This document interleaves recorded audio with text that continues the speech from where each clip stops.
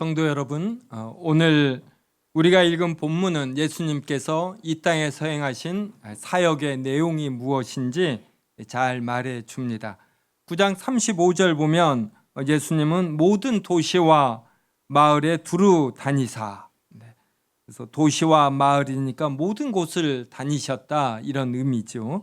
그러면서 그들의 회당에서 가르치시고 천국 복음을 전파하시고 모든 병과 모든 약한 것을 고치셨습니다. 그런데 주님이 그 수많은 무리들을 바라보실 때 주님의 마음을 가득 채운 감정이 있었습니다. 이것이 36절에 나옵니다. 무리를 보시고 불쌍히 여기시니 이는 그들이 목자 없는 양과 같이 고생하며 기진함이라.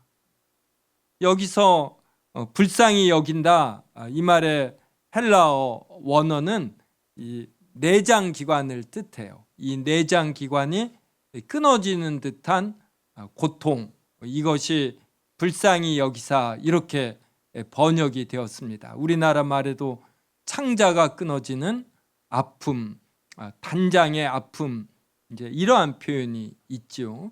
그러면 예수님은 왜 이렇게 심하게 아프셨을까? 이것이 목자 없는 양과 같이 고생하며 기진함이라.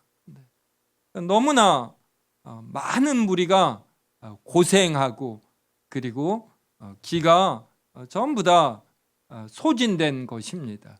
그래서 겉으로는 정상적 삶을 사는 것 같지만 영적으로, 그리고 이 영적인 것이 가장 먼저 심리로 표현이 되지 않습니까? 심적으로는 너무나 불쌍한 처지에 있는 것이고 인생을 살아갈 힘이 너무나 적은 것입니다. 2004년에 호주에서 슈렉이라는 양이 발견이 되었습니다. 언론에도 여러 번 보도되어서 알고 계시는 분이 꽤 있으실 터인데, 이 양은 6년 동안 목자의 손을 떠나 동굴에서 도망하여 살았어요. 그런데 6년 만에 발견되었는데 이 양의 털 무게가 무려 27kg였다고 합니다. 그래서 털이 눈을 가려서 잘 보이지 않고 27kg니 얼마나 무겁겠습니까? 그래서 잘 걷지 못하고 헐떡거렸습니다. 그러니까 양에게 털은 살아가는데 추위와 더위를 막아주고 또 외부의 병균을 막아주고 필요하죠. 그런데 이것이 지나치면은 오히려 양을 짓누르게 합니다. 목자가 털을 깎아 주었을 때 27kg를 벗어났을 때 그때서야 양은 자유함을 느낍니다. 우리 주변에 보면은 하나님의 진리, 평안, 이러한 것을 떠나 열심히 사는 사람이 있어요. 6년, 때로는 60년간 삽니다. 그래서 27kg의 양털 뭉치에 해당이 되는 많은 걸 이루어요. 좋은 집, 좋은 차, 높은 신분. 그런데 이것이 버거운 사람들이 많습니다. 그래서 기진해지는 것이에요. 최근에 강남에서 몇십 년 동안 이런 정신과 치료를 한 의사가 책을 하나 썼습니다. 우리가 강남 3구라는 곳에 사는 사람들의 영적인 피폐함을 이렇게 잘 드러내 주는 것이에요. 그래서 그 의사는 너무나 안타까워서 이 책을 썼습니다. 불쌍히 여기는 것이고 영적으로 기진한 사람들이 일반 의사의 눈에도 보여요.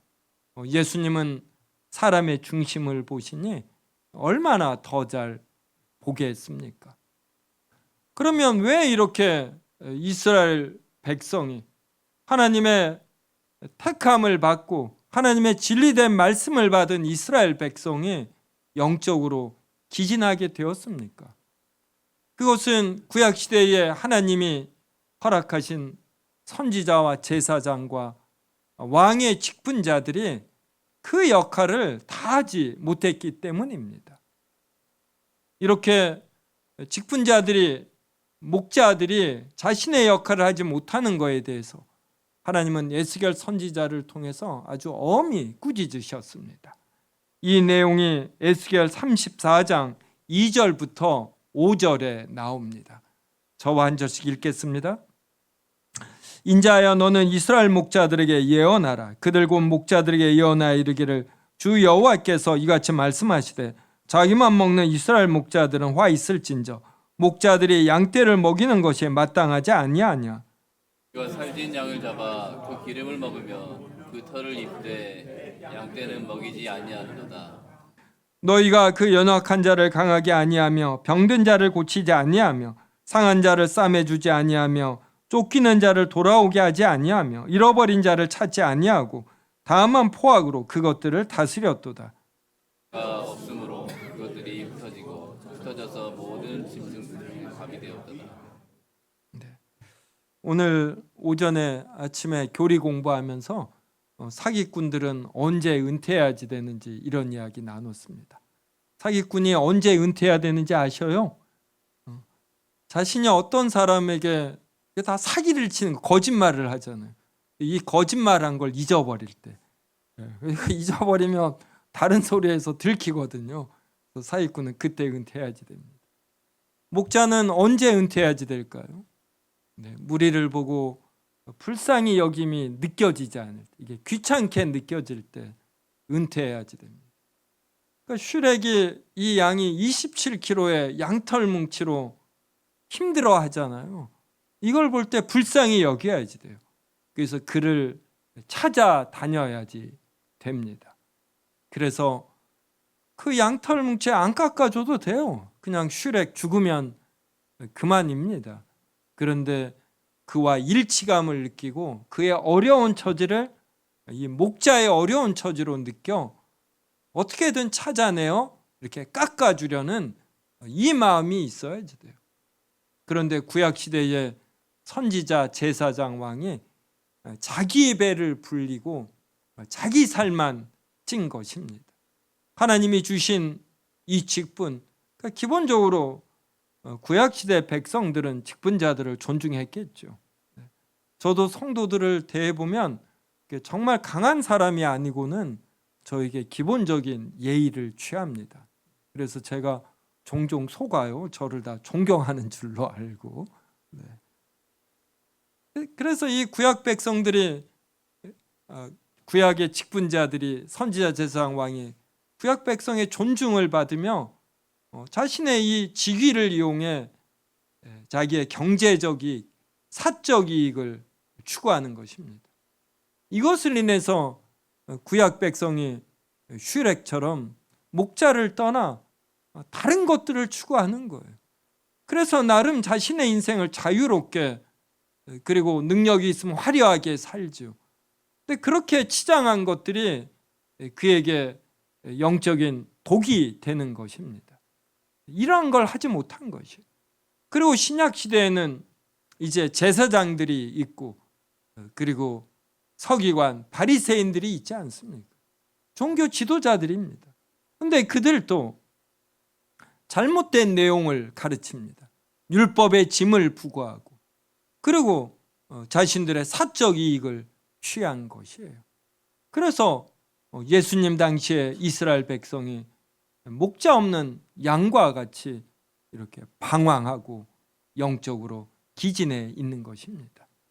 그래서 예수님께서 제자들에게 9장 37절과 38절로 말을 합니다. 말씀을 하십니다. 제가 읽겠습니다. 이에 제자들에게 이르시되 추수할 것은 많되 일꾼이 적으니. 예수님의 사역으로 반응하는 큰 무리가 발생했어요. 이들을 영적으로 인도해야 되지 않습니까? 그런데 이끌 일꾼이 적은 것이에요. 그러므로 추수하는 주인에게 청하여 추수할 일꾼들을 보내주소서 하라 하시니라. 추수하는 주인에게 청하여 추수할 일꾼들을 보내주소서 하라 하시니라. 제가 세종고를 졸업했습니다. 세종대학, 예전에 수도여자사범대학 부속 고등학교라고 했어요. 세종대로 바뀌며 이제 세종고등학교가 됐습니다. 예전에 시험 보소 갈 때 그렇게 좋은 고등학교에 속하지 않았어요. 그런데 세종고등학교 졸업생 중에 검찰총장도 나오고 그랬습니다. 근데 그때 학교 선생님이 그랬어요. 제가 고등학교 때 들었는데 문교부 같은 데서 이렇게 평균화를 하면서 좀 등급이 낮게 매겨졌던 학교들의 우수한 학생들을 좀 배정, 몇 년간 배정해 준다. 그때 이 졸업생들이 세종고에서 이렇게 인물들이 됐습니다. 하나님께서 어느 한 시대에 이런 일꾼들을 보내주시는 것, 이게 하나님의 은혜인 것입니다. 그래서 예수님은 제자들에게 추수할 일꾼들을 보내달라고 하나님께 기도하라고 하시는 것이에요. 하나님에게는 이렇게 할 의무가 없는 것입니다. 우리에게 좋은 영적 지도자가 있는 것, 지금도 우리가 알지 못하는 곳에서 신학교를 다니며 훌륭한 이런 목회자로 성장하는 이들이 있는 것, 또 어느 교회 주일학교를 다니며 좋은 장로와 집사와 권사로 자라가는 것, 이게 하나님의 은혜인 것입니다. 그래서 예수님은 이 좋은 일꾼들을 위해서 기도하고 하나님의 은혜를 간구하라고 부탁합니다. 그래서 우리가 오늘 또 대표 기도하시는 분이 저를 위해서 기도해 주십니다.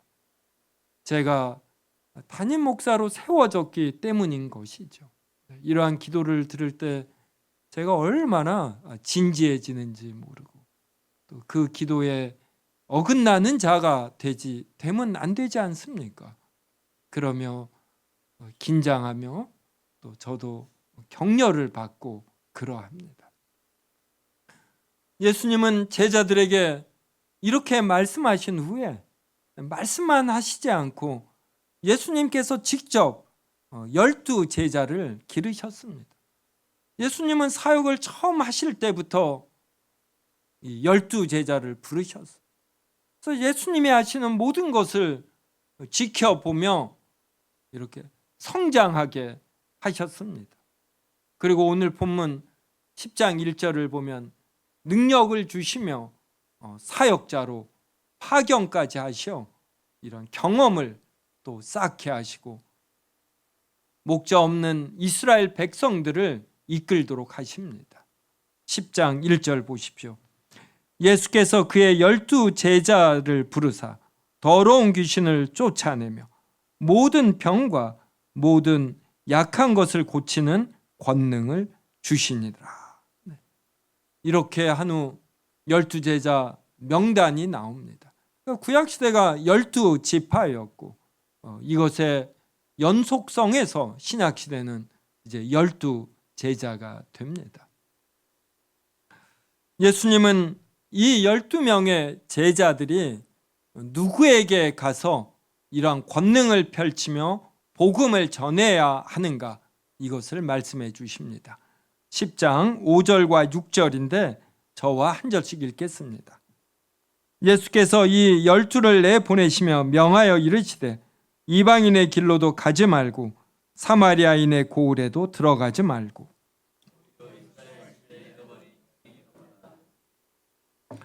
왜 이스라엘 집에 잃어버린 양 유대인에게만 가야지 될까요? 유대인과 이방인이 혼혈된 사마리아인들에게도 가지 아니하고 이방인에게도 가지 않고 오직 유대인에게 복음을 전해야지 됩니다. 이것이 이스라엘 백성을 향한 하나님의 이런 주권적 은혜가 되는 것이에요. 12 제자는 유대인에게만 가서 복음을 전하며 왜 유대인에게만 복음을 전하고 권능을 펼쳐야지 되는가?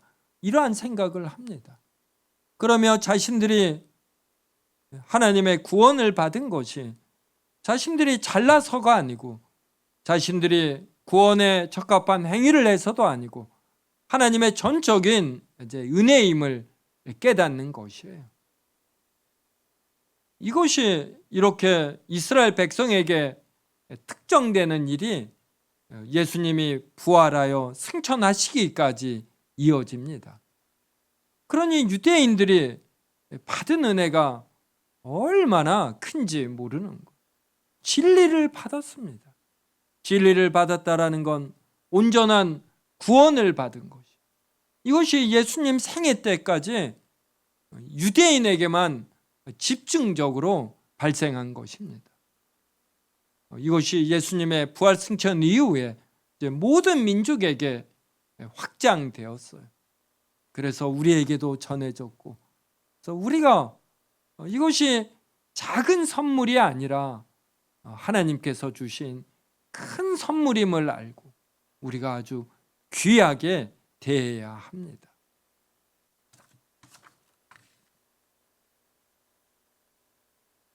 예수님은 이 파견한 12명의 제자들이 무엇을 해야 하는지에 대해서도 말씀하셨습니다. 10장 7절과 8절인데 저와 한 절씩 읽겠습니다. 가면서 전파하여 말하되 천국이 가까이 왔다 하고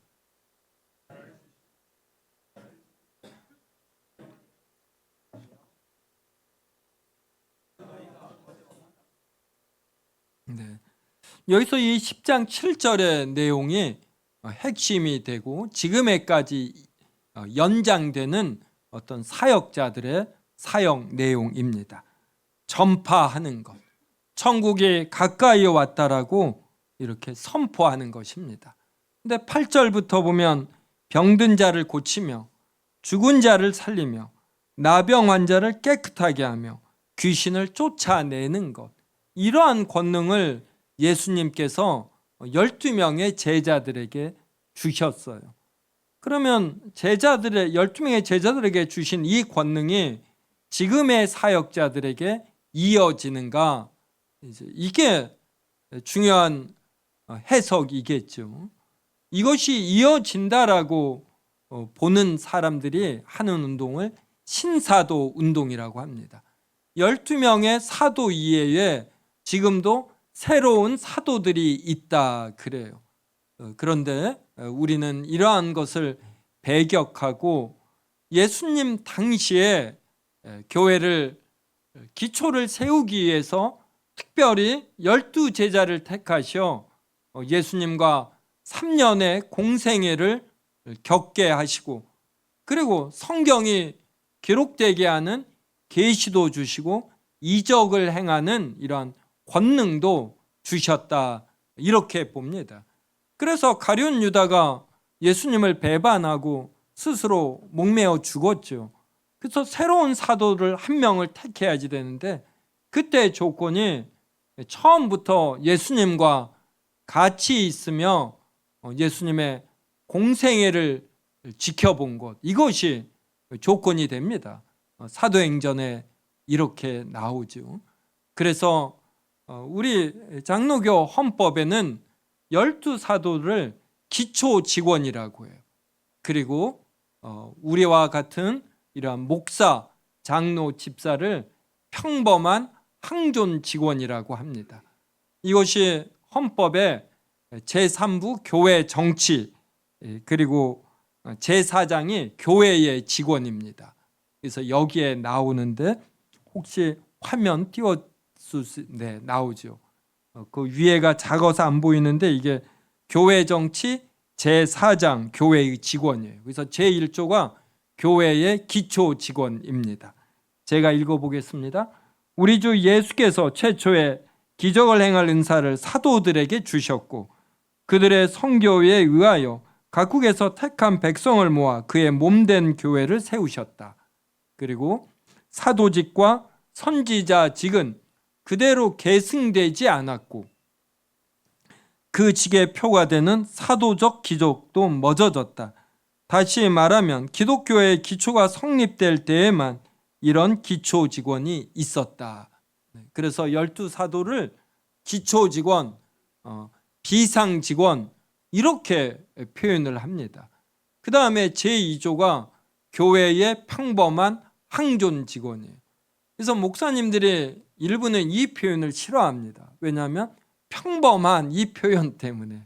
그래서 사도들은 특별하고 지금 목사들은 그냥 평범한 보잘것없는 것이냐 이제 이렇게 여기는 것이에요. 그런데 이것은 다소 신학적 표현으로서 기초라는 말은 교회의 기초를 위해서 하나님께서 특별한 권능을 주셨던 것이고 그 이후에 사역자들은 이런 특별한 권능 이것은 빠지지만 하나님의 말씀을 맡아 가르치고 다스리는 일을 한다 이러한 의미입니다. 제가 읽어보겠습니다. 교회의 평범하고 항존할 직원은 교훈과 치리를 겸한 목사와 치리장로와 안수 집사이다. 여기서 항존이라는 것은 교회가 있으면 늘 목사와 장로와 집사라는 이 직분이 있어야지 된다 이런 의미예요. 그래서 교회에 목사만 있고 장로와 집사가 없다 그러면 이걸 미조직 교회라고 합니다. 장로와 집사까지 있을 때 조직교회라고 하는 것이에요. 그래서 세움교회가 4월에 남서울 노회에서 세움교회가 장로님 2분을 이렇게 증선하려고 합니다. 이걸 함부로 하지 못해요.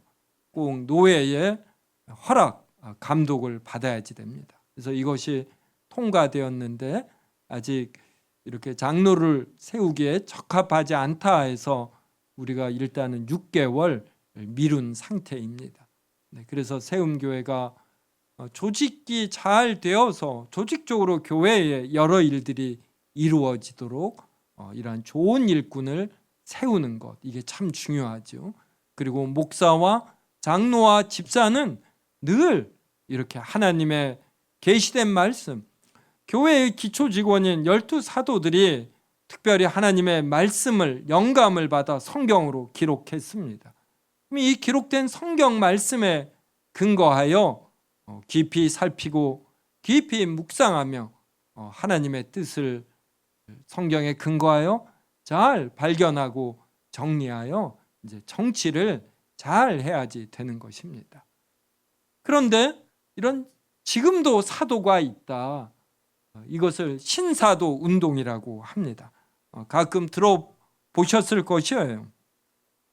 이것은 초은사주의적 흐름 가운데 하나인데 사도와 선지자의 직분이 지금도 존재하여서 하나님의 직통 계시를 받아 하나님의 뜻을 알려주고 이적을 행하고 예언을 행하고 그리고 귀신을 쫓아내고 병을 고친다 이제 이렇게 주장을 합니다. 일반적으로 1990년대 이후 미국을 중심으로 확산되었는데 교회 성장, 영적 전쟁, 치유와 기적, 예언 그리고 국가 변혁 등을 강조합니다. 신사도 운동이라는 표현은 못 들어보았어도 이런 걸 주장하는 목사들은 들어봤을 거예요. 이런 내용들이 좀 자극적입니다. 그래서 유튜브 같은 데 보면 조회수가 많습니다. 그래서 이들은 직접 하나님의 음성을 듣는다 이래요. 제가 이와 관련된 좀 책들도 써서 이거에 폐해를 본 사람들이 저에게 많이 찾아와 상담 등을 해서 알고 있습니다. 이런 교회는 결혼을 이제 하려는 하는 것이 하나님의 뜻인지 아닌지 물으러 가면 목사가 기도를 해봐요. 그리고 직통 계시를 받습니다. 그리고 감이 좋다 뭐 이런 표현들을 써요. 그리고 결혼을 하라 하지 말라. 그리고 직장 생활 잘 하는데 기도해 보니 사역자로 불렀다. 그래서 신학교 가라 뭐 이렇게 됩니다. 또 이런 데는 이런 교회 행사에 이렇게 올인하게 하는 경향이 있고 어떤 사람은 어떤 그 교회를 다니는데 거기는 이제 부흥 집회를 많이 합니다. 그래서 이제 부흥 집회가 앞두면은 성도들이 기도를 해요. 그때 목사가 가서 어느 사람 이렇게 등을 치면은 이 신용카드를 내줘야지. 그럼 이걸 갖고 오는 부흥의 강사, 롯데 호텔, 이 숙박비, 그다음에 양복비, 뭐 이걸 전부 다 지불해야지. 그래서 그런 교회를 오래 다니면 대부분이 신용불량자가 되기까지 합니다. 이것은 좀 더 극단적인 경우이고, 이 정도까지는 나가지 않아도 이런 신사도 운동하는 분들은 기적과 표적을 강조합니다. 그래서 치유, 예언, 귀신 축철, 기적, 환상, 방언 등을 매우 강조하고, 그래서 금가루가 떨어진다, 천사가 방문했다, 하늘을 체험했다, 죽은 자의 부활 간증, 예언 집회 등의 초자연적 현상을 강조합니다. 그리고 또 영적 전쟁을 강조합니다. 신사도 운동에서는 지역과 국가를 지배하는 영적 세력을 무너뜨려야 한다고 주장하는 경우가 많아요. 그래서 이런 막 퇴마사 같아. 그래서 어느 지역의 귀신이 물러가라 이런 선포를 하고, 또 땅밟기 이런 비슷한 것들을 하지요. 예를 들면 지역 귀신을 결박하고 도시 정화 기도를 하고, 그래서 스피리추얼 매핑이라고 영적 지도 뭐 이러한 것들을 그리고, 국가 회계 운동 등을 통해 사회를 변혁시킬 수 있다고 봅니다. 그래서 이런 거 하는 분들은 대부분 급진적 종말론을 믿기 때문에 북한에 대해서도 북한이 급격하게 무너질 것이다, 이러한 정치적 견해를 갖기도 합니다. 또 일부 신사도 계열에서는 교회가 정치, 경제, 문화, 교육, 언론 등을 장악하여 하나님 나라를 세워야 한다라고 하는 이런 전투적 자세를 보입니다. 하지만 우리 장로교회는 이러한 신사도 운동에 대해서 매우 비판적입니다. 성경은 사도직이 교회의 기초를 세우는 특별 직분임을 말합니다. 에베소서 2장 20절 한번 보십시오. 너희는 사도들과 선지자들의 터 위에 세우심을 입은 자라.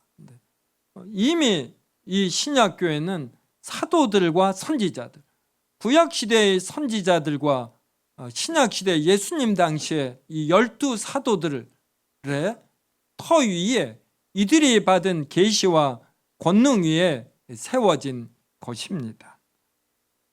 신사도 운동은 사실상 새로운 계시를 주장하는 경향이 있습니다. 그런데 우리는 성경에 이미 우리의 온전한 구원과 영생, 그리고 우리가 삶을 살아가는 데 필요한 뜻에 대한 계시가 온전히 계시되어 있다, 이렇게 봅니다. 신사도 운동은 종종 성경 해석보다 체험을 중시하는 위험이 있습니다. 교리보다 분위기, 말씀보다 현상을 앞세우는 경향이 있습니다. 그래서 검증되지 않은 예언들, 이렇게 막 신문에까지 5단 통으로 비싼 돈을 들여 예언하기도 합니다. 근데 그들 중에 뭐 한두 개는 맞을 때가 있겠죠. 그럼 이것을 과장해요. 대부분은 맞지 않는데 이거에 대해서는 아무 책임도 지지 않습니다. 과장된 기적 간증, 감정주의, 인물 우상화가 발생하기 쉽습니다. 그래서 세움교회 교인들은 늘 교회의 가르침을 따라 체험보다 말씀을 중시하고, 새로운 계시보다 성경을 잘 따라야 합니다.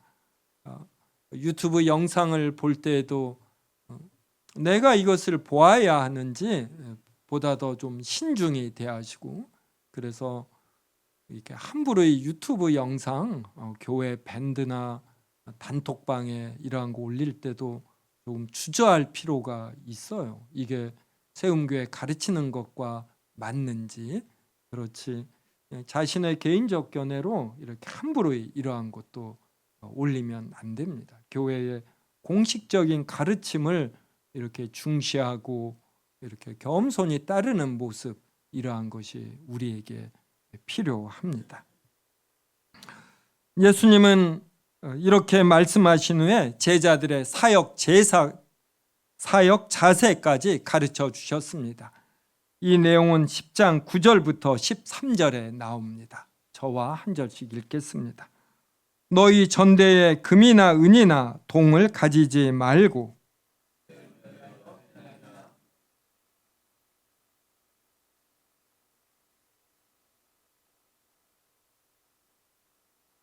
어떤 성이나 마을에 들어가든지 그 중에 합당한 자를 찾아내어 너희가 떠나기까지 거기서 머물라. 같이 읽습니다.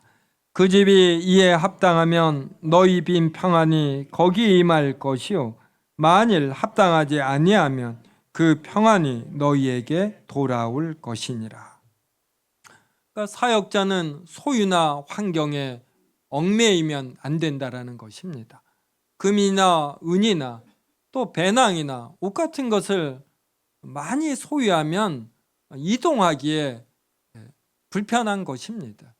그러면 이것을 간수하는데 관심이 쏠려 사역에는 집중하기가 힘든 것입니다. 그래서 현재의 사역자도 너무 많은 것을 가지게 되면 이동하는 데 불편하고 사역에 집중하기가 힘들겠지요. 그래서 우리가 이 슈렉이라는 양과 같이 27kg 되는 양털 뭉치를 가져서 헐떡거리지 않나 우리가 잘 살펴야지 됩니다. 목사와 그러니까 이 장로교에서는 교회의 직원을 목사라고만 하지 않아요. 목사, 장로, 집사 그리고 권사와 서리 집사까지 교회의 직원이라고 합니다. 이때 이 직원은 영어 아피서를 번역을 한 거예요. 일꾼이다. 그냥 사장 밑에 직원이 아니라 이 회사를 이끌어가는 직원. 그럴 때 사장도 다 직원이 되지 않습니까? 그러니까 이 교회를 이끌어가는 중요한 일꾼이 목사와 장로와 집사와 권사와 서리 집사인 것이에요. 그래서 이렇게 교회의 일꾼이 된 분들은 이런 예수님이 오늘 하신 말씀 이러한 것들을 명심해야 하는 것입니다.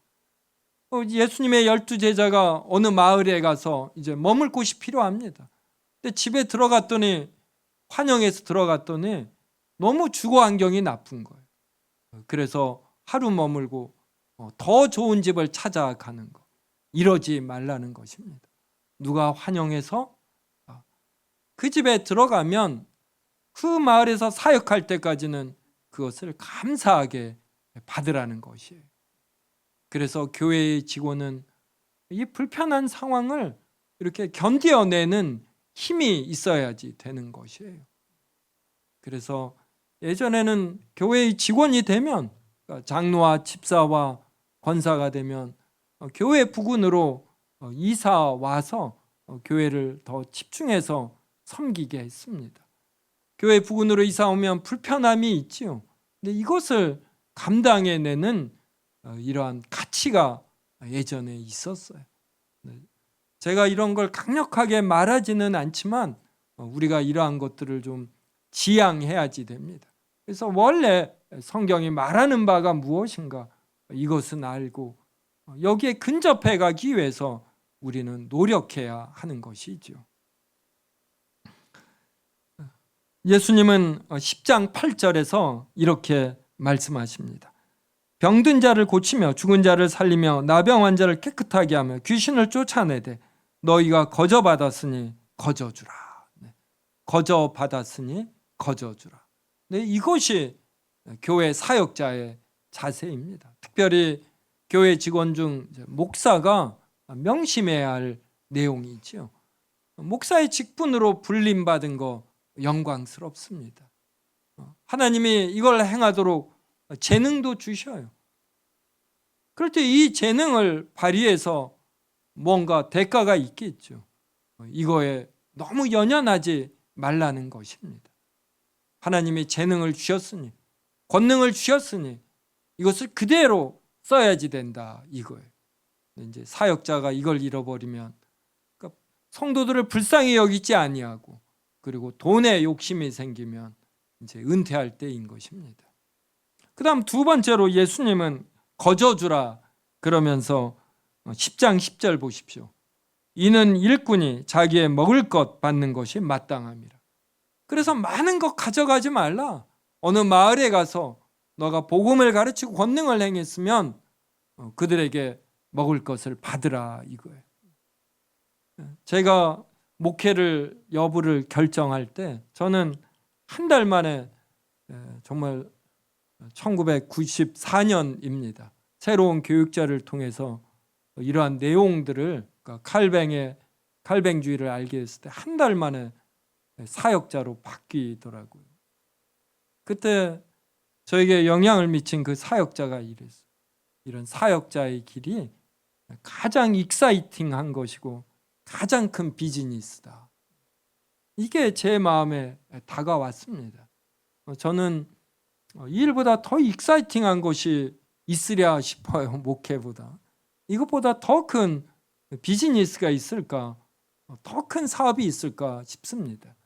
이런 확신이 있으니까 이 길에 들어선 것이죠. 그래서 이것은 제 생각에 정말 보람 있고 가장 멋진 일들 중에 하나입니다. 그러므로 제가 복음을 가르치면 제가 먹을 것을 받는 건 너무나 당연한 것이에요. 하나님께서 저를 통해 정말 엄청난 것을 성도들에게 주는 것이거든요.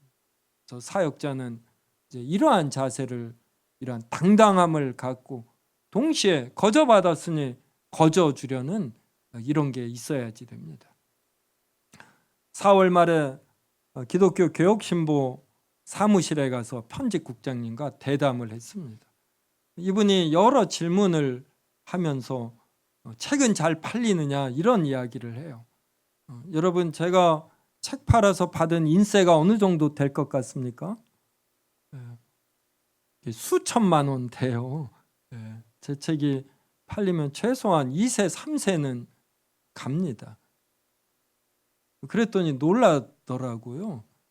그래서 제가 상당 부분을 또 제가 기증했습니다. 그랬습니다. 이게 공적인 한국 교회를 위한 것으로 여겨서 제가 많은 목사님들에게, 주로 목사님들에게 많이 또 수천만 원 기증했습니다. 이런 말씀 드리는 거는 이렇게 해놔야 제가 이 인세에 대한 욕심을 안 갖거든요. 했으니 저도 이제 부끄러우니까 이 말 지키기 위해서 저도 더 기증할 것 아닙니까? 그러면서 또 당당하게 제 사역의 이 소중함, 가치 이러한 것을 유지하려고 합니다. 성도 여러분, 예수님은 목자 없는 양과 같이 방황하는 인생들을 보며 창자가 끊어지는 아픔을 느끼셨고 친히 참 목자가 되셔서 말씀을 가르치시고 복음을 전하시며 병든 자를 고치셨습니다. 오늘날에도 세상은 여전히 목자 없는 양처럼 방황합니다. 참 놀랍게도 우리나라에서 가장 좋다고 하는 대학에 이 열등감 가진 사람들이 정말 가장 많은 축에 속한다고 할 정도로 많은 것 아셔요? 네. 직접 경험해 봐야만 알 겁니다. 여러분, 보통 말하는 강남 상구, 여기에 정신병에 정신적 쇠약함으로 인해서 이 치료를 받는 사람이 어느 구보다도 더 많습니다. 그래서 우리가 좀 더 이렇게 분별력을 갖고 보면 이런 영적으로 힘들어하는 쇠약하고 기진한 사람들이 보이는 것이에요. 그래서 우리가 신앙생활을 한다라는 것은 자기만 잘 먹고 잘 산다 이게 아닙니다. 하나님의 말씀으로 내가 강남 상구에 사는 능력 있는 자가 된다 이게 아니에요. 하나님의 진리, 하나님이 주시는 참된 생명을, 이 가치를 알고 누린다라는 것이고, 이것을 모르는 사람들에 대해서 안타깝게 여기고, 그래서 이들에게 복음을 전파하고 복음을 이들이 받아들이도록 우리가 친절을 베풀고 사랑을 한다, 이러한 의미인 것이에요. 그래서 우리 성도님들 내가 받은 이 복음이 얼마나 가치 있는 것인가 알고 이것을 생각해 보셔요. 왜 하나님은 12제자에게 유대인에게만 복음을 전하라고 합니까? 이러한 은혜가 바로 우리에게도 주어진 것입니다. 이 엄청난 진리와 복음을 가진 우리에 대해서 우리가 감사해야 하고 자부심을 갖고 이것을 즐거워하고 이것을 모르는 이들을 불쌍히 여기며 무언가를 해야지. 모르니까 안타까워서 내 돈을 들여서 커피를 사주고 밥을 사주며 이렇게 진리를 전하고 그들의 이런 기진한 이런 영적 상태를 우리가 어루만지며 회복시키는 것입니다. 이러한 안타까운 마음으로 이번 한 주 사시며 이런 불쌍한 영혼들이 누구인지 한번 살펴보시고 복음도 전하고 복음도 즐거워하는 한 주가 되기를 주님의 이름으로 기원합니다.